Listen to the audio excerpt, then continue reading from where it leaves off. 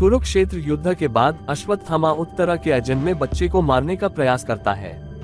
ऐसा करने के लिए विष्णु के 8वें अवतार कृष्ण उसे अमर के रूप में पृथ्वी पर घूमने और कलियुग के दौरान सामाजिक और नैतिक गिरावट के परिणामस्वरूप मानवता के दुख को देखने का श्राप देते हैं। उसके माथे से उसकी दिव्य मणि भी छीन ली जाती है और उसका उद्धार केवल कलियुग के अंत में विष्णु के 10वें और अंतिम अवतार कल्कि की मां की रक्षा करके ही होना तय है। सी 2898 में कुरुक्षेत्र युद्ध की घटनाओं के 6000 साल बाद काशी एक सर्वनाशकारी दुनिया में अंतिम ज्ञात शहर के रूप में खड़ा है, जिस पर 200 वर्षीय अधिनायकवादी देव राजा सुप्रीम यास्किन का प्रभुत्व है। यास्किन कॉम्प्लेक्स से शासन करता है, जो एक उल्टा पिरामिड जैसा विशाल ढांचा है जो शहर के ऊपर तैरता है। उसका अधिकार कमांडर मानस, काउंसलर बानी और सैनिकों की एक सेना द्वारा लागू किया जाता है जो खतरों से रक्षा करते हैं, विशेष रूप से शंभला के छिपे हुए शहर के विद्रोही जो कल्कि के आगमन की भविष्यवाणी में विश्वास करते हैं। इस डायस्टोपियन समाज में काशी में उपजाऊ महिला शरणार्थियों को प्रोजेक्ट के लिए जबरन कॉम्प्लेक्स में ले जाया जाता है, जो कृत्रिम रूप से गर्भाधान किए गए भ्रूणों के माध्यम से यास्किन के लिए एक गुप्त सीरम बनाने के उद्देश्य से एक प्रयोग है। हालांकि सीरम 150 दिनों की गर्भधारण अवधि के बाद ही शक्तिशाली बनता है और कोई भी भ्रूण इतने लंबे समय तक जीवित नहीं रहता है, न ही गर्भवती महिलाएं निष्कर्षण प्रक्रिया से बच पाती हैं। एक युवा लड़की जो लड़के के रूप में प्रच्छन्न है, शंभालान विद्रोहियों की मदद से प्रोजेक्ट के वह अनजाने में उसे अपना दिव्य मणि लाकर देती है, जो भागने के दौरान अनजाने में उसके पास आ गई थी।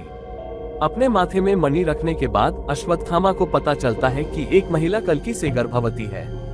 दोनों मिलकर उसे खोजने निकल पड़ते हैं। इस बीच कॉम्प्लेक्स में प्रोजेक्ट के की एक विशेष समिति, जो अपनी 150 दिन की गर्भावस्था को छिपा रही है, बाहर आ जाती है और उसे निष्कर्षण प्रक्रिया से गुजरने के लिए मजबूर किया जाता है।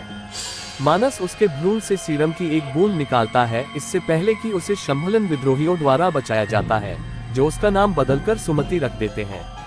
शंभला के रास्ते में उनके परिवहन पर इनाम के शिकारी और हमलावरों द्वारा घात लगाकर हमला किया जाता है, लेकिन वे उन्हें रोक देते हैं। भैरव, एक इनाम का शिकारी, अपनी एआई सुपरकार बुजी के साथ पीछा करता रहता है। कॉम्प्लेक्स के सैनिक सुमति और विद्रोहियों को घेर लेते हैं। अश्वत्थामा और भैरव पहुंचते हैं और सैनिकों को हरा देते हैं, इससे पहले कि वे सुमति की हिरासत के लिए एक दूसरे से लड़ते हैं, जो कल्कि की मां के रूप में सामने आती है। भैरव के भरसक प्रयासों के बावजूद अश्वत्थामा उसे परास्त कर देता है और दल शंभाला पहुंचता है, जहां कल्कि की उपस्थिति में जीवन का वृक्ष खिलता है।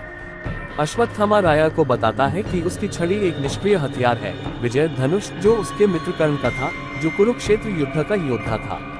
इस बीच भैरव परिसर में प्रवेश के बदले में सुमति को पकड़ने के लिए मानस के साथ एक सौदा करता है। भैरव एक विद्रोही को छल से शंभाला ले जाता है, फिर खुद को अश्वत्थामा का रूप धारण करता है और सुमति को अपने साथ शंभाला से भागने के लिए मना लेता है, लेकिन असली अश्वत्थामा द्वारा उसे रोक लिया जाता है।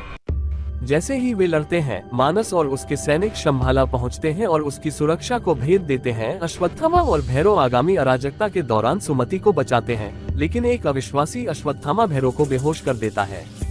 इसके बाद मानस द्वारा अश्वत्थामा को पकड़ लिया जाता है और उसे रोक दिया जाता है। अश्वत्थामा की छड़ी और जीवन के पेड़ से एक पत्ता बाद में बेहोश भैरव के हाथ में गिर जाता है, जो हथियार और भैरव दोनों को फिर से जगह देता है, जिससे पता चलता है कि वह कर्ण का पुनर्जन्म या वंशज है। कर्ण के धनुष से सशक्त एक ट्रांस जैसी अवस्था में भैरव आसानी से हमलावर सैनिकों को हरा देता है और मानस को मार देता है। भैरव को बुजी द्वारा ट्रांस से बाहर लाया जाता है और सुमति को दूर ले जाता है, जबकि अश्वत्थामा देखता रहता है। मिड क्रेडिट सीन में यास्किन सुमति के भ्रूण से निकाले गए सीरम की बूंद का इस्तेमाल खुद पर करता है, आंशिक रूप से अजन में कल्कि की शक्ति प्राप्त करता है और एक युवा सुपरह्यूमन बन जाता है। वह अर्जुन का धनुष गांडीव उठाता है और दुनिया को नया आकार देने का संकल्प लेता है।